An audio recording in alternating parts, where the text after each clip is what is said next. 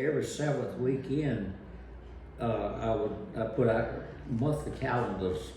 So Friday, Saturday, Sunday, Monday would be assigned to, let's say, John Hardy's.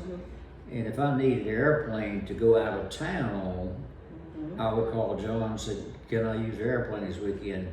He would say yes or no. Yeah. If he says, I'm not using it, then I would have. Yeah. So it worked out real good. Oh, good. And we opened a slow airplane, and somebody up in Virginia, and the guy was giving flight lessons one day, and buzzed too low and hit a parked truck. Oh dear. And killed the pilot and that student and tore the airplane all to pieces. Oh. So, Your airplane? huh? Your airplane? I didn't know that. 6-3 Delta. I didn't know that. I didn't know it got crashed. Yeah, they were.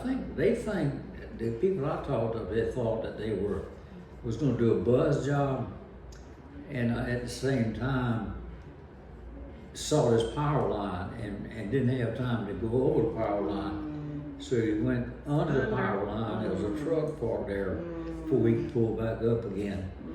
So it was Not good. Tell her about the parachuter. airplanes are very safe if you fly them right. He used to fly parachuters, you know, that would jump out. Yes. Didn't you have a parachuter die? I sure did. And he jumped out and the chute didn't open. And what happened, it was a fundraising day for the Rocky Mount Rescue Squad. And the rescue squad people out of the schoolyard selling hot dogs and hamburgers and Pepsis. And we were flying jumpers just as fast as I could go back to the airport and put them out, and then they would settle down near the crowd. And this particular day, I knew this guy. He and my son had grown up together, and he was going to do a free fall from 75 to 2,500. So I'm thinking, didn't have the door on the airplane. So after he went out, I just rolled the door and said, "I'm gonna watch the chute open." Chute never opened. And so I went on back to the airport and told the jump master that Alan went in, and we just shut everything down, went back out to the jump zone. We were standing, didn't know what to do or what to say. I was gonna be the one to go tell his parents. Oh gosh. And by that time, the fire marshal come in on his red car and jumped out and said, "He's okay." "Who's okay?" "The guy that jumped out of the airplane. He's out of the hospital." So my prayer was answered. I said, "Lord, if there's any way you can let that guy live, please let him live." Wow. So the Lord scooped out a place in a marshy area, like a playground sliding board. He went in with the chute still on his back because it had not unraveled. Yes. And he just slid to a stop. Elbows either side. Elbows either side, he was on solid ground. It didn't That break was a bone. that was a miracle. Yeah, didn't break a bone then. Didn't break a bone. Did he fracture any bones? Did Did he break any bones? No. Well, he broke. They finally found. I went out to the hospital and told them how I was associated with him, and they said, "Well, we're glad somebody's here. He's ill as a hornet because of cold back in the X-ray." So I went back and they kept rotating, trying to find They finally found a hairline crack somewhere in a rib or something, and the doctor put a brace on him, admitted him to the hospital. The doctor came in the next morning, he'd thrown the brace off, and he was in the bathroom. He said, "You're not gonna go home." So he walked out. Wow. And then we is made miracle. national headlines because you don't jump out of an airplane And live, yes. You know what terminal velocity is? If you drop a piano out of an airplane, when it reaches 120 miles an hour, that's as fast as it's gonna go. Yeah.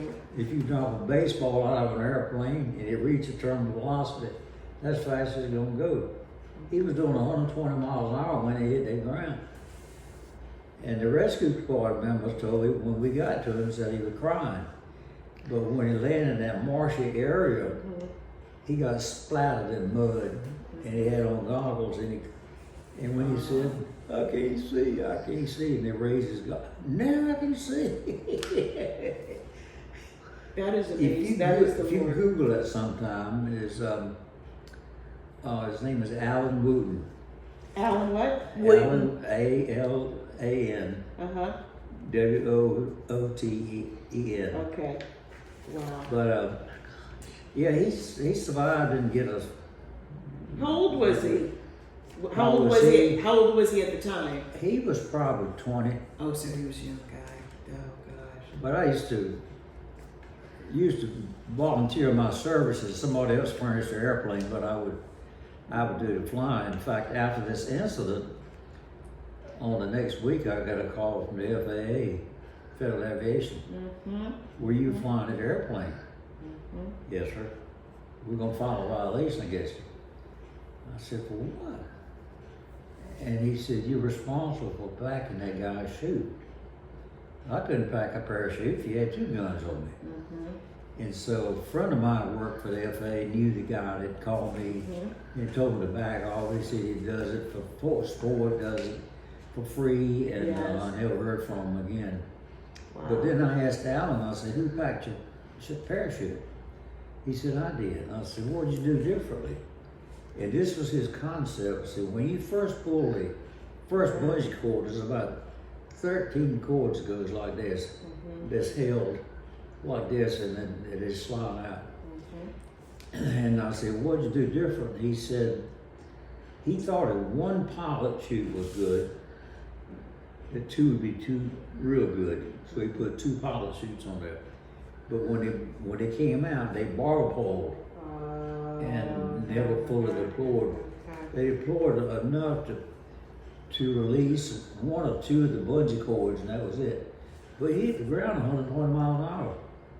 In a marshy Yep. area. Yeah, it was just That was the Lord. slid to a That stop. was the Lord.